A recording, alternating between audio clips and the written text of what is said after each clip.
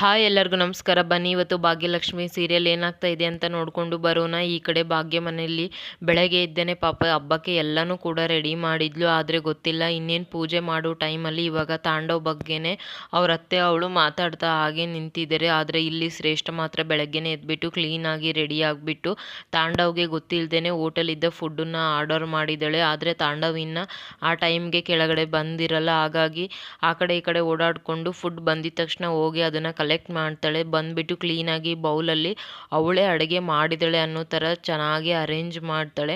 ಇನ್ನು ತಾಂಡವ್ ಕೂಡ ಬರೋ ಟೈಮ್ ಆಗುತ್ತೆ ನೋಡು, ಇವಾಗ ಇದಷ್ಟು ಅಡುಗೆನೇ ನಾನೇ ಮಾಡಿದ್ದೀನಿ ಅಂತ ತಾಂಡವ್ ಹತ್ರ ಹೇಳ್ಬಿಟ್ರೆ ಅವನಂತೂ ಫುಲ್ ಖುಷಿ ಪಟ್ಬಿಡ್ತಾನೆ.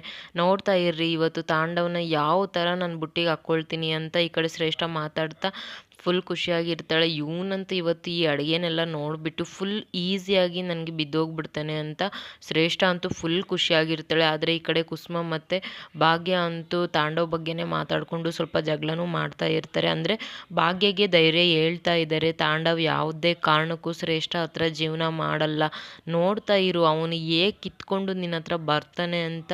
ಕುಸುಮ ಎಷ್ಟು ಹೇಳಿದ್ರೂ ಕೂಡ ಭಾಗ್ಯಗೆ ಇಲ್ಲಿ ನಂಬಿಕೆನೇ ಬರ್ತಾ ಇಲ್ಲ.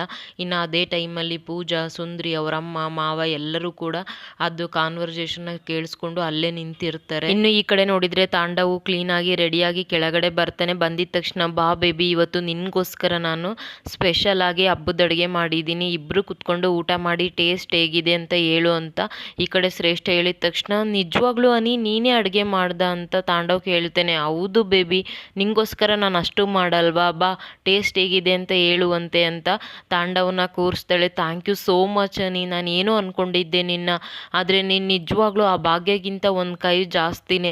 ಹಬ್ಬದ ಅಡುಗೆ ಎಲ್ಲ ನನಗೋಸ್ಕರ ಮಾಡಿದ್ದೀಯ ಅಂದರೆ ನಿಜವಾಗ್ಲೂ ನೀನು ಇವತ್ತು ನನಗಂತೂ ತುಂಬ ಇಷ್ಟ ಆದೆ.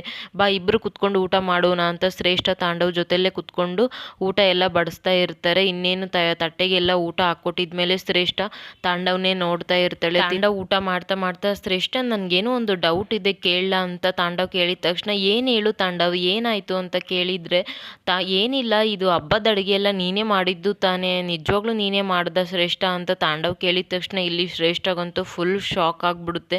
ಅಂದರೆ ತಾಂಡವ್ಗೆ ಯಾಕೆ ಈ ಥರ ಡೌಟ್ ಬರ್ತಾ ಇದೆ ಅಂತ. ಅದಕ್ಕೆ ಶ್ರೇಷ್ಠ ಏನು ಉತ್ತರ ಕೊಡ್ತಾಳೆ ಅಂತ ನೆಕ್ಸ್ಟ್ ಎಪಿಸೋಡಲ್ಲಿ ತೋರಿಸ್ತಾರೆ. ಅದನ್ನು ನಾನು 12 ಗಂಟೆಗೂ ಅಪ್ಲೋಡ್ ಮಾಡ್ತೀನಿ. ಇನ್ನು ಈ ಕಡೆ ಕುಸುಮ ಎಷ್ಟೇ ಭಾಗ್ಯಗೆ ಹೇಳಿದ್ರು ಕೂಡ ಭಾಗ್ಯ ಇನ್ನು ಯೋಚನೆ ಮಾಡ್ತಾನೆ ನಿಂತಿರ್ತಾಳೆ. ಯಾಕೆ ಭಾಗ್ಯ, ನಾನು ಏನು ಹೇಳಿದ್ರು ನೀನು ಅರ್ಥ ಮಾಡ್ಕೊಳ್ತಾ ಇಲ್ಲ, ನೀನಾಗಿ ನೀನೇ ತಾಂಡವ್ನ ನಿನ್ನ ಹತ್ರ ಬರೋ ಹಾಗೆ ಮಾಡ್ಕೋಬೇಕು, ಅರ್ಥ ಮಾಡ್ಕೊಳಮ್ಮ, ಇದು ನಿನ್ನ ಜೀವನ ಹಾಳಾಗೋಕೆ ನೀನು ಯಾವುದೇ ಕಾರಣಕ್ಕೂ ಬಿಡಬಾರ್ದು ಅಂತ ಇಲ್ಲಿ ಕುಸುಮ ಅಂತೂ ತುಂಬ ಚೆನ್ನಾಗಿ ಭಾಗ್ಯಗೆ ಹೇಳ್ತಾ ಇರ್ತಾಳೆ. ಇದಿಷ್ಟು ಇವತ್ತಿನ ಸಂಚಿಕೆ. ಯಾರೆಲ್ಲ ಸಬ್ಸ್ಕ್ರೈಬ್ ಮಾಡಿಲ್ಲ ಪ್ಲೀಸ್ ಸಬ್ಸ್ಕ್ರೈಬ್ ಮಾಡ್ಕೊಂಡು ನೋಡಿ.